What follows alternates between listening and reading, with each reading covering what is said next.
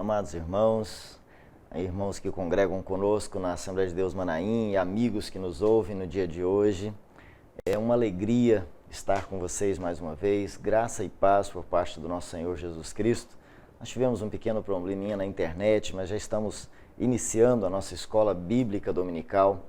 Eu hoje, quando vinha de casa aqui para o estúdio para fazer a gravação, eu passei ali pelo Palácio do Planalto e observei que vários irmãos de diversas igrejas estavam ali reunidos, mantendo a separação, é claro, a cerca de 2 metros de um entre eles, e estavam ajoelhados, orando, e muitos levantando as mãos e impondo as mãos para o Palácio do Planalto.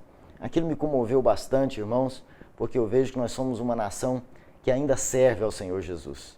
Foi um prazer muito grande ver aqueles irmãos e eu os agradeço, os anônimos, não conheço nenhum deles, mas eu os agradeço por representarem a igreja nesse momento tão difícil. Nós somos a Assembleia de Deus Manaim, que fica ali no Shopping Jardim Botânico, aqui no Jardim Botânico, no Lago Sul, em Brasília, no Distrito Federal. E nós estamos fazendo hoje por aqui a nossa escola bíblica dominical, já que estamos impedidos de nos reunir nesse momento tão difícil, mas estamos aqui para iniciar o nosso trimestre, o nosso segundo trimestre. A nossa escola dominical é dividida em trimestres. Encerramos o primeiro trimestre, iniciamos hoje, no primeiro domingo de abril, o segundo trimestre. A lição desse trimestre é a igreja eleita, o tema do trimestre é a igreja eleita. E nós vamos começar hoje a lição 1 desse tema da igreja eleita, e a lição 1 é Carta aos Efésios, saudação aos destinatários. Meu nome é Osvani, eu sou evangelista aqui na Assembleia de Deus Manaim, e eu agradeço a todos que estão aí para assistir a nossa escola dominical. Então, nessa lição 1, no primeiro domingo de abril de 2020, nós estamos estudando a Carta aos Efésios, a saudação aos destinatários. Nós vamos agora ler o nosso texto áureo da nossa revista de hoje. O nosso texto áureo é Efésios 4, versículo 13, até que todos cheguemos à unidade da fé e ao conhecimento do Filho de Deus, a varão perfeito, à medida da estatura completa de Cristo. Efésios 4, versículo 13 é o nosso texto áureo. A verdade prática é uma verdade que é extraída da lição de hoje para aplicação na nossa vida, para aplicação na vida do cristão. A Epístola aos Efésios revela o propósito eterno de Deus para a Igreja de Cristo. É a nossa verdade prática. Então, quando você quiser conhecer esse propósito para a Igreja, a Carta aos Efésios é um bom conteúdo para a sua leitura. Nós vamos fazer a nossa leitura em classe nesse dia de hoje. E eu queria que os irmãos tirassem um tempo para ler a Carta de Efésios por esses dias. Nós continuaremos no estudo da Carta de Efésios nas próximas lições desse trimestre. E é um livro maravilhoso. Eu tive a oportunidade de fazer uma releitura essa semana. E eu gostaria que você tirasse um tempo nessa quarentena para ler o livro de Efésios. E você vai ver quão ricas bênçãos o Senhor tem para você no livro de Efésios. A nossa leitura bíblica de hoje, ela está no livro de Efésios, inicialmente, no capítulo 1, no versículo 1 e 2, e posteriormente em Atos 19. Então vamos ler Efésios 1, no versículo 1 e versículo 2. Paulo, apóstolo de Jesus Cristo, pela vontade de Deus, aos santos que estão em Éfeso e fiéis em Cristo Jesus, a vós graça e paz da parte de Deus, nosso Pai, e da parte de nosso Senhor Jesus Cristo. Agora abra a sua Bíblia em Atos 19, nós vamos ler do versículo 1 ao versículo 7, de Atos 19, a nossa leitura em classe. E sucedeu que, enquanto Apolo estava em Corinto, Paulo, tendo passado por todas as regiões superiores, chegou a Éfeso, e achando ali alguns discípulos, disse-lhes: recebestes vós já o Espírito Santo quando crestes? E eles responderam: nós nem ainda ouvimos que haja um Espírito Santo. Perguntou-lhes então: em que sois batizados? E eles disseram: no batismo de João. Mas Paulo disse: certamente João batizou com o batismo do arrependimento, dizendo ao povo que cresce no que após ele havia de vir, isto é, em Cristo Jesus. E os que ouviram foram batizados em nome do Senhor Jesus. E impondo-lhes as mãos, Paulo, veio sobre eles o Espírito Santo, e falavam línguas e profetizavam.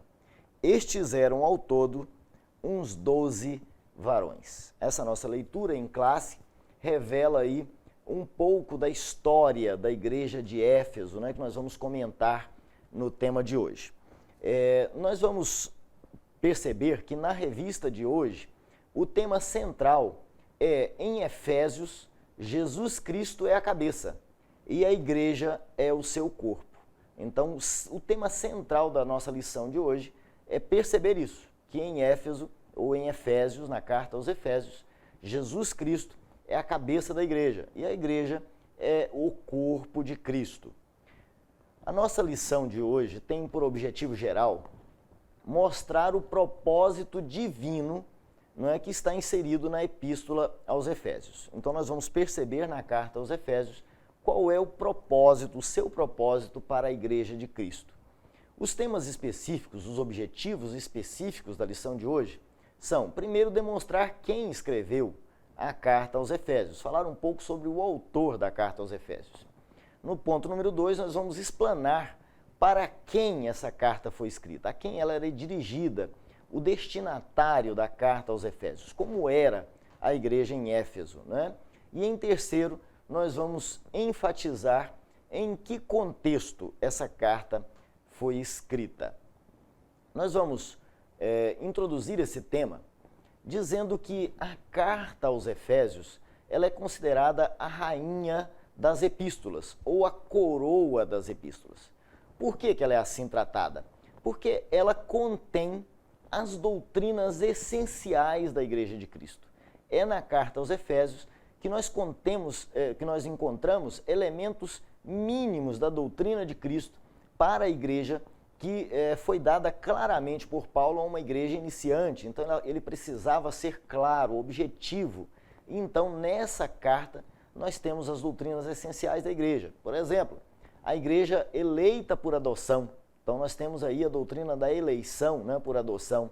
Nós temos também a doutrina da salvação pela graça, não é? A escolha de Deus para nos salvar é um dom gratuito, uma escolha gratuita, é a manifestação da graça de Deus. E essa doutrina da graça nós encontramos também na carta de Efésios. O Espírito Santo como penhor da nossa salvação, como garantia da nossa salvação. Também essa doutrina está na carta de Efésios, portanto, por essa razão ela é considerada a rainha das epístolas. Também nessa introdução, nós vamos comentar o seguinte: a igreja não é um plano B da salvação, como muitos afirmam. Nós escutamos alguns ensinamentos dizendo que se os judeus houvessem sido salvos, nós não teríamos sido alcançados, que a salvação seria apenas para os judeus.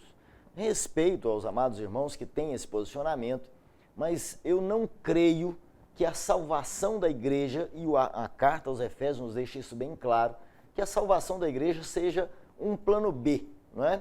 Se os judeus tivessem recebido a Cristo, nós não seríamos salvos?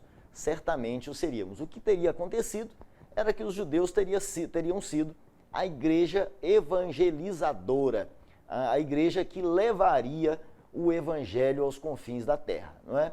Então, a igreja primitiva teria um traço marcado inicialmente para os judeus, mas a igreja não é um plano B.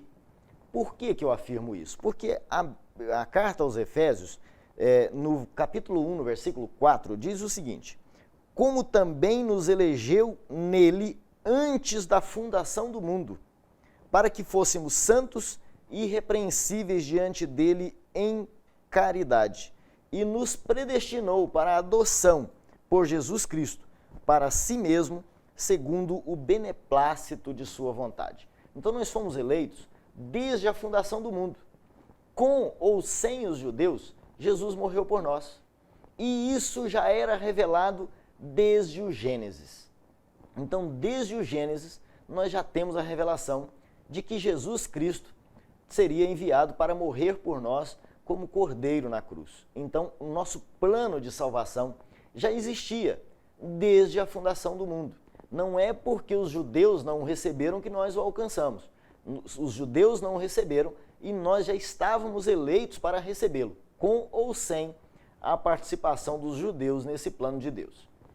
Em Efésios 1:4, conforme nós já lemos, está escrito isso: Jesus nos elegeu nele antes da fundação do mundo. Desde Abraão também nós já tínhamos essa promessa. Quando Deus chamou Abraão, que é o pai da nação judaica, ele já disse o seguinte: em ti serão benditas todas as famílias da terra. Então ele já estava dizendo que em Abraão, na aliança que ele fez com Israel, que era a aliança da salvação, seriam alcançadas todas as famílias da terra, incluindo a nossa igreja atual, e portanto nós seríamos alcançados mesmo se os judeus o tivessem recebido. Os objetivos do escritor na carta aos Efésios, nós vamos aprofundar isso um pouco mais à frente, era que os seus membros crescessem na fé, no amor, na sabedoria, e desejou que eles percebessem, reconhecessem que Jesus morreu por eles. Então era preciso mostrar para Éfeso que nós somos redimidos por Deus. Era preciso mostrar a obra da redenção que havia de se fazer naquele lugar. Então ele precisava dizer como é que Deus espera que a gente viva, Nós vamos conhecer um pouco, dessa história. Então, apesar do pecado de Adão, Jesus morreu para nos reconciliar com Deus. Isso já estava previsto desde a fundação do mundo. E Efésios, Paulo precisava dizer isso a Efésios. Então a carta passa por essa ideia. Nós vamos passar agora ao autor da carta. Vamos conhecer a pessoa que escreveu a carta. A Bíblia já revela, então é uma declaração escriturística, que foi Paulo quem escreveu essa carta. Nós estamos reafirmando isso porque houve uma doutrina por volta do século XII que negava a autoria de Paulo dessa carta aos Efésios. Mas essa carta, escrituristicamente, a Bíblia diz claramente, e nós aceitamos a dicção bíblica como verdade absoluta, está escrito na Bíblia, portanto não há falha, não há erro. Começa no capítulo 1, versículo 1, Paulo, apóstolo de Jesus Cristo, aos santos que estão em Éfeso. Então, o escrito é do apóstolo Paulo, que foi apóstolo de Jesus Cristo, pela vontade de Deus, como diz essa passagem. Notem que nesse capítulo 1, versículo 1, Paulo invoca a sua autoridade apostólica. Então ele deixa claro que a autoridade apostólica dele não se deu por sua própria declaração. Não foi ele que diz assim: eu agora sou apóstolo de Jesus Cristo, eu agora sou um pastor sobre vocês. Não, ele foi chamado, vocacionado por Deus, e ele reafirma essa autoridade apostólica e diz: foi pela vontade de Deus, que ele se tornou servo. Todo mundo conhece a história de Paulo, que ele era um perseguidor da igreja e estava transitando em perseguição à igreja quando uma grande luz cegou os seus olhos e Jesus Cristo o chamou diretamente, pessoalmente. E ele, sem expressar isso, sem contar essa história aos Efésios, ele reafirmou a sua autoridade apostólica. Na última semana que eu me reuni com os obreiros da nossa igreja para o curso de formação de obreiros, nós conversávamos sobre a vocação. E dizia aos obreiros que a vocação é um chamado de Deus, chamado por Deus para essa obra, para esse comissionamento na obra, para esse trabalho na obra. E o apóstolo Paulo fez essa vocação de sua autoridade apostólica, essa invocação de sua autoridade apostólica, para deixar claro que é Deus quem comissiona obreiros para a sua obra. É Deus quem chama para pastores, para evangelistas, para diáconos, A chamada é feita por Deus. Isso está também indicado no livro de Efésios, no capítulo 4, no versículo 11, diz assim: e ele mesmo deu uns para apóstolos, outros para profetas, outros para evangelistas e outros para pastores e doutores. É Deus quem nos chama. Nós conversávamos também no curso de obreiros, e vou expor aos irmãos, que a chamada de Deus ela tem duas formas de acontecer. Essa chamada de Deus ela pode ser individual ou ela pode ser testificada. Ela pode ser por alguém, não é, que testificou essa chamada. E às vezes essa chamada é apenas interior. E aqui eu queria aproveitar para comentar com os irmãos que quando o apóstolo Paulo iniciou o seu trabalho na igreja, ele foi rejeitado pela igreja, porque eles tinham medo dele, temiam e não acreditavam, no fundo, na conversão sincera de Paulo. Então, se você, obreiro de Deus, está enfrentando alguma dificuldade, lembre-se disso. Às vezes você tem a certeza da vocação de Deus no seu coração, isso às vezes foi até testificado por outras pessoas, não é? E às vezes você encontra alguma dificuldade, isso é normal, porque as pessoas não enxergam, não têm a visão que Deus deu a você para essa chamada. E o apóstolo Paulo, aqui no capítulo 1, versículo 1, ele invoca isso dizendo: Paulo, apóstolo de Jesus Cristo, pela vontade de Deus, que certamente muitos só foram chamados ao reino, ao trabalho na obra, pela vontade de Deus. Muitos nem queriam, não é? E foram chamados a esta obra e por isso engajaram-se nesse trabalho, não é? Nós vamos agora passar ao ponto número 2, a ocasião em que essa carta foi escrita. Como se deu o contexto em que essa carta foi escrita? Essa carta foi escrita durante a prisão de Paulo. Então essa carta foi escrita na prisão. Lembrando que quando Paulo estava preso numa prisão domiciliar em Roma, não é, ele escreveu 4 cartas. Ele escreveu a carta aos Efésios, aos Filipenses, aos Colossenses e a Filemon. Paulo também esteve preso nessa prisão que o slide está mostrando aí para vocês, né? Na Prigione dell'Apostoli Pietro e Paulo, a prisão dos apóstolos Pedro e Paulo, chamada Mamertinum, né? Então a Mamertinum era uma prisão em que foram presos Pedro e Paulo. E nesse período da prisão, nesse período em que Paulo esteve preso, uma parte na prisão mesmo, uma parte na prisão domiciliar, ele escreveu 4 cartas. Ele escreveu a carta aos Efésios, ele escreveu a carta aos Filipenses, ele escreveu a carta aos Colossenses e escreveu a carta a Filemon, não é? Paulo denominava-se o embaixador de Cristo, né? O embaixador das prisões de Cristo. Então, Paulo,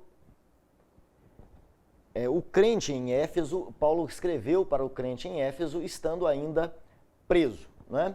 Paulo, depois que ele saiu do Pentecostes, de Pentecostes, ele passou lá por Éfeso e pastoreou essa igreja de Éfeso por 3 anos. Isso está em Atos, no capítulo 19, onde nós podemos ler aquela passagem que nós lemos agora há pouco, observando que, enquanto Apolo estava em Corinto, ele desceu a Éfeso, ele chegou até Éfeso, não é?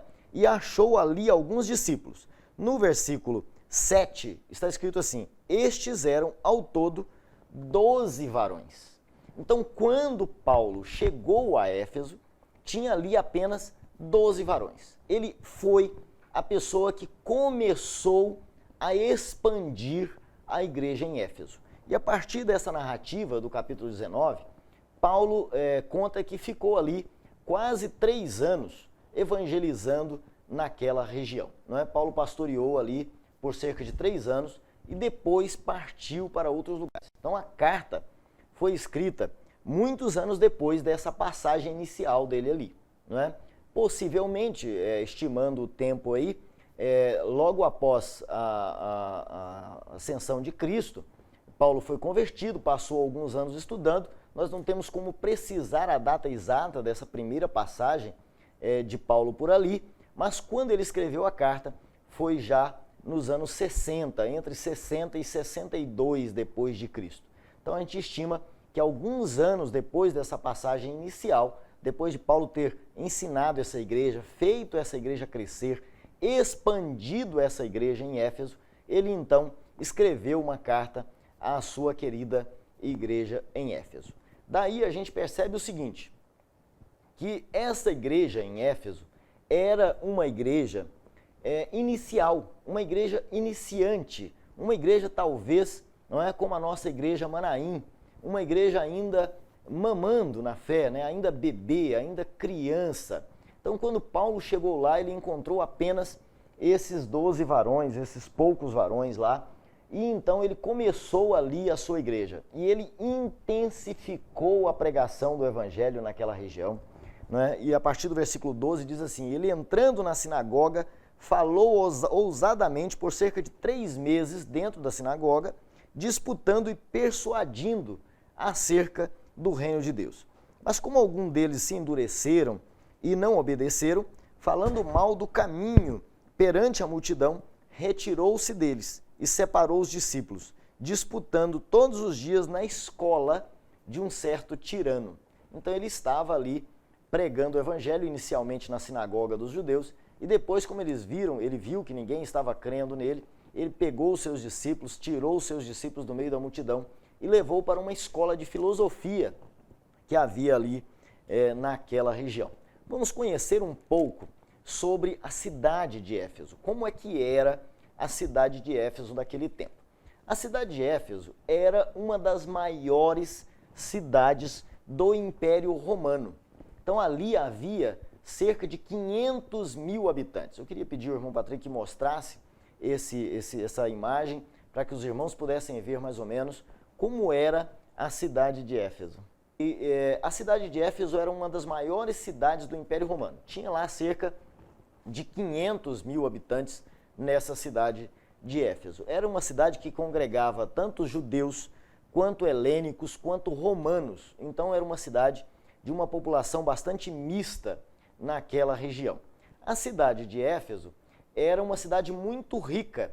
Ela tinha cerca de 500 mil habitantes e era uma cidade que tinha um teatro tão grande que esse teatro tinha cerca de 25 mil assentos. Então era um teatro muito grande, uma cidade muito grande.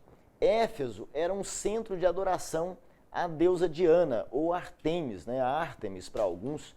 Então Éfeso era um centro, uma cidade que era o centro de adoração à deusa Diana. Então Paulo iniciou nessa cidade, que era muito dedicada a ídolos, a deuses estranhos, e ali Paulo ensinou na sinagoga e depois passou a ensinar numa cidade de filosofia, numa escola de filosofia, que era a escola de Tirano, não é? E Paulo mostrou ali grande poder de Deus. Vejam no versículo 11. E Deus, pelas mãos de Paulo, fazia maravilhas extraordinárias, de sorte que até os lenços e os aventais se levavam do seu corpo aos enfermos, e as enfermidades fugiam deles, e os espíritos malignos saíam. Então o poder que Paulo experimentou da parte de Deus naquele local foi um poder muito grande, não é? E nesse período que esteve ali, a igreja de Éfeso cresceu, mas era ainda uma igreja inicial. E aquela cidade, a principal fonte de renda daquela cidade era a venda de produtos relacionados à deusa Diana. Eu fico imaginando que é como essas cidades que nós temos, Aparecida do Norte, Trindade, algumas cidades do Nordeste, em que se vendem objetos religiosos. Essa cidade era também o principal centro comercial dos objetos de adorno dessa deusa Diana. Então, imagino que ali se vendia muitos objetos de prata, porque era da essência daquele tempo, os objetos de prata e vários adornos da deusa Diana, que eram levados pelos compradores, né, como lembrança disso, dessa sua passagem ali por Éfeso. O propósito da carta de Paulo, então, quando Paulo escreveu essa carta a esses efésios, que habitavam numa cidade muito rica, presos à filosofia grega, não é? Com muitas divindades, inclusive a Diana, que era a principal ali daquela região, Paulo encontrou ali um local, né, propício para a pregação do evangelho. Então, quando ele chegou, ele começou ali, encontrou aqueles 12 discípulos, certamente convertidos a partir do Pentecostes ou da pregação de João, não é? E então, ele então começou ali com aqueles 12 discípulos a pregação do Evangelho. E instalou essa igreja, e essa igreja então começou nesse período, nesse meio cultural próprio daquela região de Éfeso, maculada pela filosofia e pela prática de outros deuses, né, pela crença em outros deuses, e Paulo ali então pregou por quase 3 anos. E depois, passado algum tempo, conforme nós já falamos, talvez aí 15, 20 anos depois, Paulo estando preso, ele escreve essa carta para estabelecer a igreja em Éfeso. Então ele volta para ensinar essa igreja recém-iniciada, essa igreja recém-construída, para dar a elas as doutrinas básicas do Evangelho de Cristo. E ele então começa reafirmando que a igreja é o corpo de Cristo. Então o objetivo da carta é disso. O tema central da nossa lição de hoje é mostrar que Paulo queria mostrar a esse povo que Cristo é a cabeça da igreja. Então a igreja é o corpo de Cristo. E ele também queria mostrar que o Espírito Santo é a garantia, é o penhor da redenção, da salvação em Jesus Cristo, né?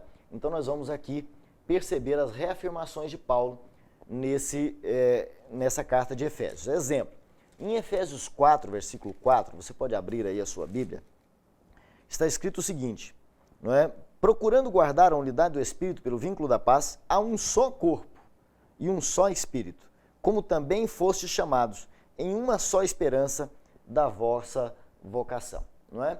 E também em Efésios 2, 19 a 21, ele traz essa ideia da unidade do corpo de Cristo, que nós todos, em qualquer lugar do mundo, em qualquer igreja que você frequente, qualquer que seja a sua denominação evangélica, você constitui esse corpo, que é a igreja de Cristo. Então, Efésios 2,19 diz assim, assim que já não sois estrangeiros nem forasteiros, mas concidadãos dos santos e da família de Deus, edificados sobre o fundamento dos apóstolos e dos profetas, de que Jesus Cristo é a principal pedra de esquina, no qual todo edifício, bem ajustado, cresce para templo santo no Senhor, no qual também vós juntamente sois edificados para a morada de Deus no Espírito. Então aí ele começa a dizer para eles que eles não são estrangeiros, que embora não fossem judeus, eles foram eleitos, né, para constituir esse corpo a partir desse fundamento que é Jesus Cristo, e que neles, a partir daquele momento, habitaria o Espírito Santo. E quando nós começamos esse capítulo, essa lição, nós falamos para vocês que quando Paulo ali chegou, eles disseram a Paulo que haviam sido batizados apenas no batismo de João. Eles não conheciam o Espírito Santo, então eles não tinham participado diretamente, não é, do batismo do Espírito Santo em Pentecostes, mas devem ter sido convertidos a partir desses irmãos de Pentecostes. E eles ainda não haviam recebido o Espírito Santo. Então Paulo chegou para eles, impôs-lhes as mãos e eles foram batizados no Espírito Santo. Então ali eles já podiam compreender o que era esse batismo com o Espírito Santo, e a carta aos Efésios queria mostrar isso para eles, o valor do Espírito Santo na vida do crente. E eles também afirmam que eles não eram estrangeiros, portanto eles já estavam predestinados desde a fundação do mundo para louvarem a Deus. Não é? Isso está em Efésios 1, no versículo 11 e 12.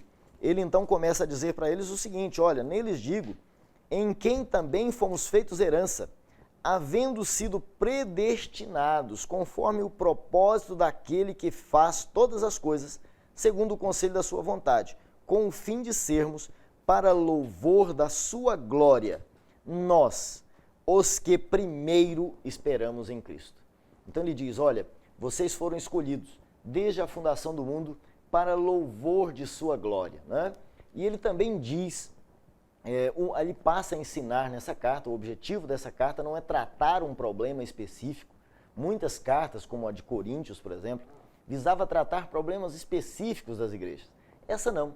Essa queria estabelecer as doutrinas essenciais, apresentar a eles o Espírito Santo, apresentar a eles a Jesus Cristo como fundamento da salvação, apresentar a eles uma vida que produz fruto, uma vida frutificada, uma vida edificada em Cristo. Então, a partir dali, ele consegue estabelecer um modelo de santidade, especialmente a partir do capítulo 5. Esse era o objetivo de Paulo com essa carta. Então, os temas principais, conforme nós falamos, Jesus é o cabeça da igreja, como está em Efésios 4, versículo 15, e também em Efésios 5, versículo 23. E apresentar a igreja como corpo de Cristo, conforme nós já lemos, 1, 23, 4, 12, 5, 30. Então, a igreja é apresentada como corpo de Cristo. Os desdobramentos disso. O que importa em dizer que nós somos corpo de Cristo? Quais são os desdobramentos dessa ideia de que nós somos corpo de Cristo? O que isso significa para nós enquanto igreja? A primeira coisa é que a consumação do plano de Deus se deu na pessoa de Jesus Cristo. Então, Jesus Cristo é o cabeça da igreja. A consumação do plano de salvação. O principal elemento da salvação é a morte de Jesus Cristo na cruz do Calvário. Então, Efésios 1, 3, 5 nos dá esse primeiro desdobramento, dessa ideia de que Cristo é o cabeça da igreja. Bendito Deus e Pai de nosso Senhor Jesus Cristo, o qual nos abençoou em todas as gerações espirituais nos lugares celestiais em Cristo, e como também nos elegeu nele, em Jesus, antes da fundação do mundo. Então, esse primeiro desdobramento de que Cristo é o cabeça da igreja nos faz compreender que Cristo era o principal argumento, a principal razão da existência da igreja, e que a morte de Cristo consumou esse plano de Deus de salvação para nós. É o primeiro desdobramento que nós vamos perceber. O segundo desdobramento é que a atuação do Espírito Santo como penhor da experiência de salvação também decorre disso. Nós somos feitos corpo de Cristo, e nessa ideia de que somos corpo de Cristo, em nós habita o Espírito Santo. E é ele o penhor, a garantia de que seremos salvos. Não é? Daí tem uma compreensão interessante. Se o Espírito Santo não habitar em você, não é? Você não faz parte desse corpo, desse edifício que espera a vinda de Jesus Cristo. O Espírito Santo em seu coração, receber o Espírito Santo, nem sempre as manifestações do Espírito Santo, mas receber o Espírito Santo em seu coração, ser templo para essa habitação do Espírito Santo, é o que te dá a garantia da salvação. É o segundo desdobramento que nós temos dessa situação, não é? Um outro desdobramento que nós temos é um novo estilo de vida que nós devemos ter a partir da comunhão com o Espírito Santo. Então, quando nós temos o Espírito Santo em nós, nós temos esse pensamento de que nós devemos buscar a santificação. Não é? Eu me lembro quando criança, eu nasci no Evangelho, e quando criança ainda, adolescente talvez, o meu pai dizia o seguinte: meu filho, vou te dar uma única regra para você seguir. Onde você for entrar, pergunte-se primeiro se o Espírito Santo vai entrar com você. Se a resposta for sim, o Espírito Santo entra comigo onde você está entrando, você pode entrar, porque você vai entrar e sair e nada te fará mal. Se você for beber alguma coisa, se você for falar alguma coisa, lembre-se que dentro de você habita o Espírito Santo. E o Espírito Santo está concordando com isso que você está fazendo, com o que você está bebendo, com o que você está falando, da forma como você está agindo. Se for assim, faça. Mas se não for assim, não faça. O que meu pai ensinava em outras palavras? Isso que está aqui em Efésios, não é? Quando nós temos comunhão com o Espírito Santo, nós frutificamos em Cristo. Quando nós recebemos a salvação, é um processo natural de querer buscar a santificação, a mudança de vida, de desejar alterar o nosso comportamento para que nós alcancemos a estatura de varão perfeito, não é? Aquela medida que Deus espera que sejamos. Vamos ler alguns versículos. Efésios 4, o versículo 3 de Efésios 4 e depois o versículo 30. Olha só, há um só corpo, procurando guardar a unidade do Espírito pelo vínculo da paz. Então, quando nós recebemos o Espírito Santo, a primeira coisa que a gente quer é viver em unidade. É que todos sejamos um só corpo, que sejamos unidos, não é? E os vínculos entre nós são os vínculos da paz. O versículo 30, também de Efésios 4, nos dá essa ideia de que nós estamos passando aos irmãos. E não entristeçais o Espírito Santo. Então, quando eu contei essa história sobre meu pai, eu estava dizendo isso para vocês. Olha, e não entristeçais o Espírito Santo de Deus, no qual estáis selados para o dia da redenção. E aí ele continua dizendo, toda amargura, toda ira, toda cólera, gritaria, blasfêmia, malícia, seja tirada de vós. Não é? E muitos irmãos, às vezes, não entendem como isso opera em nós. O Espírito Santo, ele incomoda você, ele mostra a você o caminho, mas quem tem que tirar isso é você mesmo. Deus não vai invadir o seu coração e tirar a ira do seu coração. Deus não vai chegar em você e botar um esparadrapo na sua boca para você não gritar com os seus irmãos, para você não gritar com a sua esposa, para você não gritar com o seu vizinho, para você não se alterar de cólera, não é? Isso é você que tem que fazer. E essa obra, Paulo está mostrando para eles, que ela é uma marca daqueles que recebem o Espírito Santo. Aquele que recebe o Espírito Santo de Deus, necessariamente tem que buscar essa mudança de vida, não é? É inevitável contar algumas experiências pessoais, meus amados. Eu fui batizado nas águas no ano em que completei 15 anos, e no momento em que eu saía das águas, eu recebi o batismo com o Espírito Santo, e naquele momento eu já senti aquele calor dentro do coração, aquele desejo de mudar de vida, não é? Comecei a evangelizar muito jovem, aos 18 anos já havia sido consagrado a diácono, porque eu tinha uma sede muito grande de pregar o Evangelho, de mostrar ali o Evangelho, e aproveito para saudar os irmãos que estão ali no bairro Boa Vista, em Anápolis, igreja que nós trabalhamos ali muitos anos evangelizando naquele lugar, pregando o Evangelho. E o Espírito Santo mostra isso para nós, mostra que nós temos que ter sede dessa mudança, dessa alteração de vida, de buscar as coisas do reino de Deus, não é? Então, o Espírito Santo produz esta obra em nós. Em Efésios 5, no versículo 19, nós temos o seguinte, e não vos embriagueis com vinho em que há contenda, mas enchei-vos do Espírito, falando entre vós com salmos, hinos, cânticos espirituais, cantando e salmodiando ao Senhor no vosso coração, não é? Então, essa mensagem nos diz que é o Espírito Santo que promove essa alteração em nós, que aquele que tinha desejo de embriagar-se, já não tem mais esse desejo, o desejo dele agora é cantar, é adorar, é louvar ao Senhor. Amém? Os novos relacionamentos também, a partir do capítulo 6 de Efésios, nos revela que quando o Espírito Santo é implantado em nós, até os nossos relacionamentos são transformados. É isso mesmo, os nossos relacionamentos são transformados.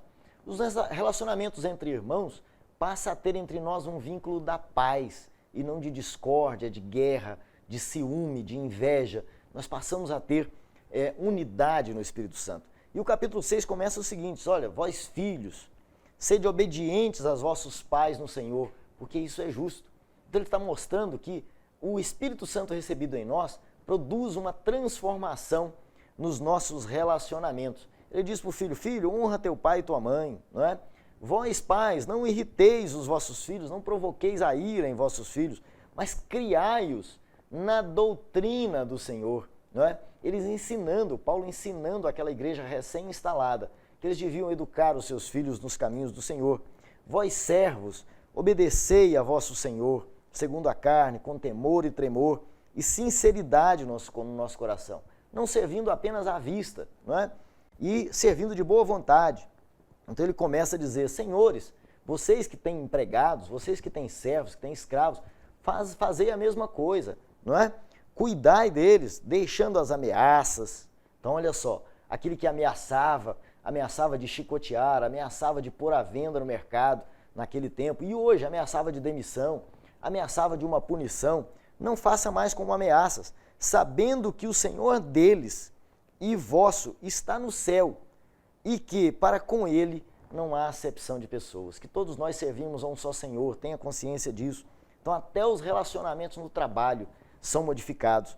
E também aqui no capítulo 5, ele fala, a partir do versículo 22, dos deveres dentro de casa, para as mulheres, né, serem submissas aos maridos, e aqui muitas pessoas tentam desvirtuar isso para uma subordinação austera, uma subordinação em que o marido chicoteia a mulher. Não é o que ela está dizendo, que a Bíblia está dizendo, é para você não se opor ao seu marido. Nenhuma família em que a oposição pode ir à frente, não é? Confiando que você se submete a um homem cristão porque ele tem a consciência de que ele deve servir você. Como é que é isso, meu irmão? Você não entende isso. Se a mulher é submissa e o marido é que serve, olha como o evangelho é rico. Embora a mulher seja submissa, o homem foi chamado para servir a essa mesma mulher, porque diz que, maridos, amai a vossas esposas como Cristo amou a igreja. Portanto, o que Cristo fez pela igreja? Serviu. Então você deve servir a sua esposa como Cristo serviu à igreja. Você foi chamado para isso. Então, no livro de Efésios, nós temos esse desdobramento, que nós, como corpo de Cristo, que se Cristo é a nossa cabeça, nós temos que produzir essas obras de transformação em nós, né? E Paulo também passou a expor ali em Éfeso o ministério do Espírito Santo na cidade de Éfeso. O Espírito Santo naquele lugar, né, em Efésios, ele tem vários desdobramentos, né? Então em Efésios, o Espírito Santo foi apresentado como o Espírito Santo da promessa, Efésios 1,13, né? Em que também vós estáis, depois que ouvistes a palavra da verdade, e tendo nele também crido, fostes selados com o Espírito Santo da promessa. Então, primeiro você recebe a Cristo, crê na palavra de Deus que lhe é ensinada, e depois disso você é selado no Espírito Santo da promessa. Então, é o Espírito Santo que nos assegura a promessa de salvação. O Espírito Santo é apresentado também em Efésios como marca ou selo da propriedade de Deus, né? O Espírito Santo é o traço distintivo daqueles que receberam, não é, a Cristo. Ele diz assim, ó, no qual também vós juntamente sois edificados para a morada de Deus. É o Espírito Santo passando a habitar, nós passamos a ser uma morada, propriedade do Espírito Santo. Então nós passamos a pertencer ao Espírito Santo. Nós passamos a ser propriedade de Deus, não é? Como está em Efésios 2:22. Também, Efésios foi apresentado, não é? A Efésios foi apresentado o Espírito Santo como aquele que nos dá acesso à salvação. Cristo nos deu a salvação, nos deu o acesso ao Pai mediante o Espírito Santo. É pelo Espírito Santo que nós temos o acesso a Deus, que nós temos o acesso a Cristo, nós temos o acesso à promessa. Efésios 2:18, porque por ele ambos temos acesso ao Pai, por ele Cristo, temos acesso ao Pai em um mesmo Espírito, com letra maiúscula, no Espírito Santo. Então em Cristo, Cristo nos deu acesso ao Pai mediante a outorga do Espírito Santo, não é? E o Espírito Santo também é apresentado aos Efésios como o penhor, como a garantia da nossa redenção, não é? Penhor significa garantia. Quando você vai à Caixa Econômica, está precisando obter algum dinheiro para resolver a sua vida, você vai lá e entrega uma joia no penhor da Caixa. Aquilo serve de garantia de que você vai pagar a dívida. Então Jesus deu-nos o Espírito Santo como garantia de que ele foi ao céu, mas que voltará para nos buscar, não é? Também em Efésios é o Espírito Santo quem distribui dons à igreja. Então Paulo ensina aos Efésios que os dons não são por nossa vontade. Não é você que, eu quero ter esse dom, eu vou ter o dom. É o Espírito Santo quem dá esse dom, não é? Então ele diz assim, para que o Deus, o nosso Senhor Jesus Cristo, versículo 17 do capítulo 1, o Pai da glória vos dê em seu conhecimento o espírito de sabedoria e de revelação, tendo iluminados o vosso entendimento, para que saibais qual seja a esperança da sua vocação e quais as riquezas da glória da sua herança aos santos, não é? Então, o Espírito Santo é quem dá esses dons, é quem mostra àquela igreja em Éfeso e quem mostra à nossa igreja os dons que precisamos ter, a revelação que precisamos ter para compreender o Espírito Santo e compreender essa obra que o Espírito Santo faz em nós. Nós vamos agora partir para a conclusão da nossa lição de hoje, as conclusões que nós vamos tirar a partir dessa primeira lição. A partir da conversão e do recebimento do Espírito Santo, nós nos tornamos agradáveis a Deus. Só a partir desse momento é que nós nos tornamos agradáveis a Deus. Veja o que está em Efésios 1, versículo 6. E nos predestinou para filhos da adoção em Cristo Jesus para si mesmo, segundo o beneplácito de sua vontade, para louvor e glória da sua graça, pela qual nos fez agradáveis a si, no amado, não é? No Espírito Santo, em Cristo, Deus nos fez agradáveis a si. Então, quando nós somos convertidos, nós nos tornamos agradáveis a Deus e por isso Ele pode habitar em nós, né? Efésios nos impele a viver uma vida em santidade e a seguir o exemplo de Jesus, como está também em 1 João 3,7. Filhinhos, não deixem que ninguém vos engane. Aquele que pratica a justiça é justo, assim como ele é justo. E em Efésios, nós temos também essa chamada para seguir o exemplo de Cristo, não é? Ele diz o seguinte: rogo-vos, pois, eu, o preso do Senhor. Então, eu, um presidiário por causa de Cristo, não é? Eu rogo a vocês, eu peço, em amor a vocês, amados irmãos, que andeis como é digno da vocação com que fostes chamados. Andeis de modo digno da vocação a que fostes chamados, né? E no capítulo 5, versículo 1, ele ainda diz assim: sede, pois, imitadores de Deus, como filhos amados, não é? A salvação é pela graça, mas nós não estamos dispensados de viver em santidade. O que indica a salvação pela graça, não é que nós podemos extrair da carta de Efésios? A salvação pela graça nos indica que não adianta você fazer boas obras, não adianta você achar que agora eu vou, né, não vou roubar mais, não vou fazer isso, e a salvação vai se dar porque eu sou bonzinho. A salvação, eu vou ser salvo porque eu cumpro toda a Bíblia, não é? E esse não é o caminho da salvação. Essas coisas não são para a salvação. Você é salvo e pela salvação você pratica essas coisas. É um fruto do Espírito em você. É quando você recebe o Espírito Santo e se sente compelido a fazer essas coisas. E não ao contrário. Você pode fazer tudo isso sem ter a presença do Espírito Santo na sua vida. Não é? Há pessoas que nós conhecemos que nem creem em Deus, mas que são pessoas ótimas, bondosas.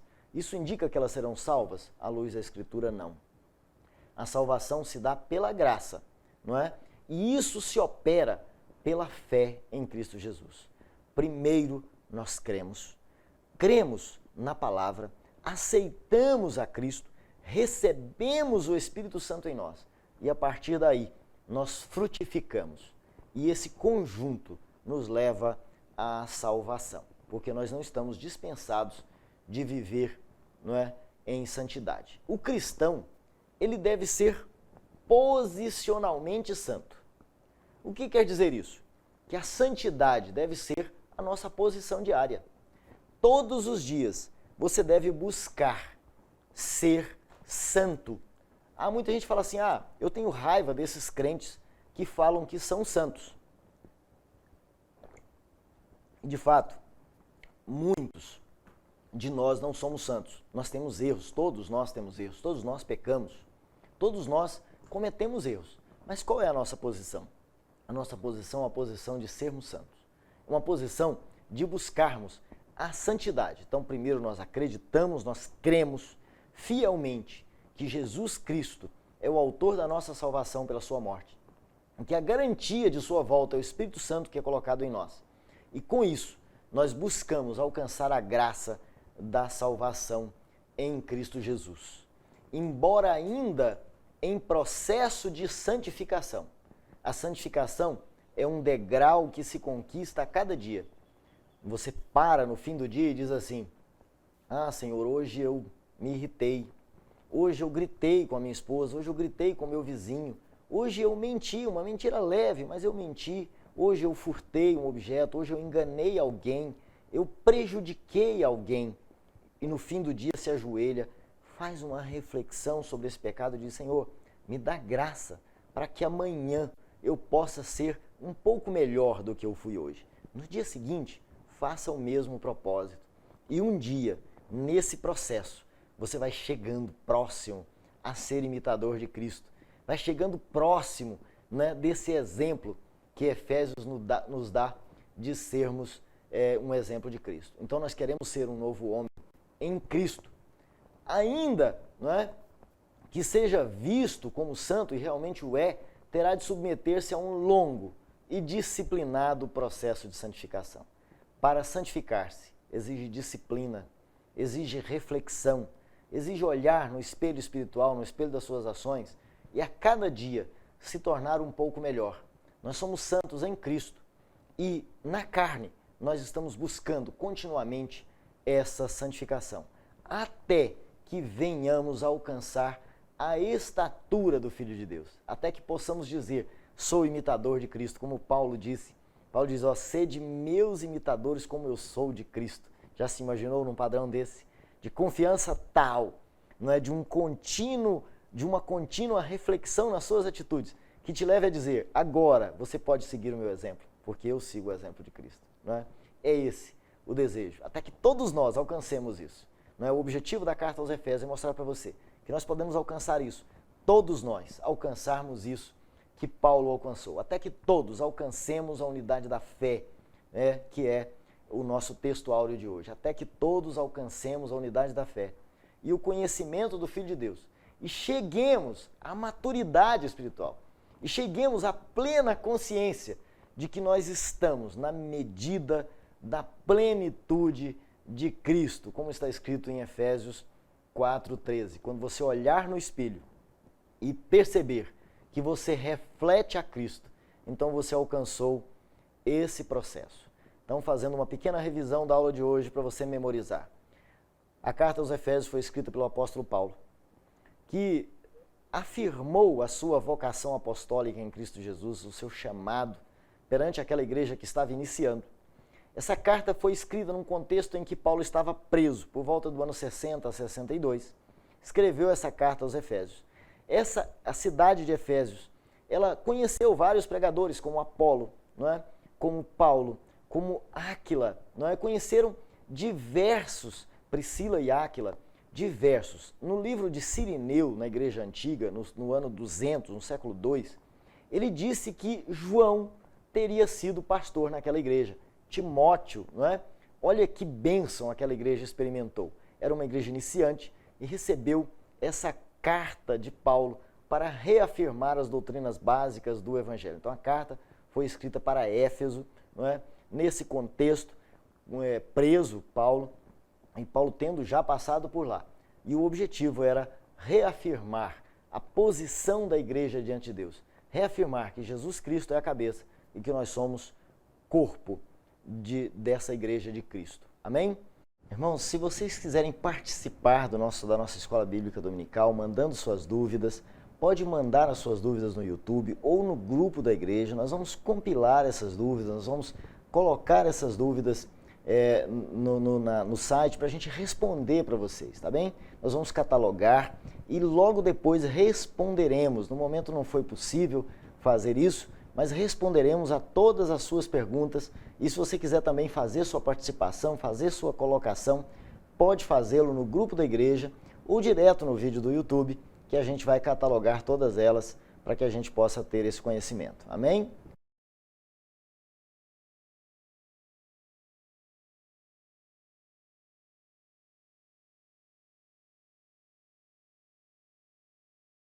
Queria pedir a você que curvasse a sua cabeça antes de encerrarmos, para nós fazermos uma rápida oração. E logo após, o irmão Patrick está colocando um louvor para que você possa continuar nessa oração. Como vocês sabem, nós estamos em jejum hoje, né? Um jejum conclamado pelo nosso pastor nacionalmente. Nós estamos em jejum pela saúde da nossa nação, para o fim do coronavírus. E eu queria convidar você que mesmo quando eu encerrar essa oração, no louvor, continue orando, se possível, de joelhos aí em sua casa, para que você possa reafirmar esse propósito do seu jejum hoje, de estar continuamente na presença de Deus em prol dessa nação. Amém? Senhor, nós te damos graças, primeiramente, ó Pai, pela existência da igreja, porque a igreja, Senhor, é um local em que nós podemos nos reunir em Cristo Jesus, ainda que em cada casa nós estamos reunidos, mantendo, reafirmando a unidade que temos como igreja. Nós somos igreja tua e o Espírito Santo continua habitando em nós, mesmo nesses dias distantes, e nós continuamos, ó Pai, meditando na tua palavra, nós continuamos, ó Pai, te clamando, porque nós queremos reafirmar que somos igreja tua e que somos gratos, ó Pai, pela salvação que tu operastes em nós, em Cristo Jesus. Queremos te agradecer pela vida, queremos te agradecer pelo Brasil, Senhor, queremos te agradecer por tudo quanto tens feito. E hoje, Senhor, estamos de jejum. A nossa igreja, o país, uma grande parte, milhares, milhões de pessoas estão de jejum hoje, Senhor, para te pedir que tu continues abençoando esta nação, para te pedir que tu retires dessa nação esse vírus, ó Pai, que promova a cura, o fim dessa pandemia entre nós, Senhor, e que nós possamos voltar a uma vida normal. E nós oramos assim a Ti porque cremos, ó Pai, que como ali em Éfeso, o Senhor manifestou o seu poder pela vida de Paulo, Senhor, manifesta o seu poder nesta nação, Senhor. Cura toda enfermidade, afasta, elimina esse vírus, ó Pai. Nós confiamos na Tua palavra e confiamos no Teu poder e esperamos que assim seja feito neste país, Senhor. E fazemos esta oração no nome de Jesus. Amém. Agradeço aos irmãos, tenham um excelente domingo e uma semana abençoada em Cristo Jesus.